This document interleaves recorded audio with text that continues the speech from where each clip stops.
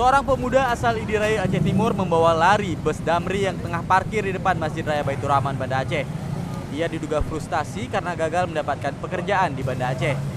Aksi nekat pemuda bernama Muhammad Fadil ini sempat membuat kaget sejumlah pengguna jalan di pusat kota Banda Aceh. Pasalnya, ia membawa lari bus hingga hampir menabrak pengguna jalan yang melintas. Dia juga sempat menabrak sebuah kios becak.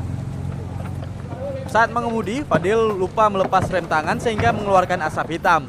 Jumlah polisi lalu lintas yang mendapat laporan dari kondektur Damri berusaha mengejar bus. Karena mogok, bus ini berhenti di Jalan Muhammad Jam, Banda Aceh.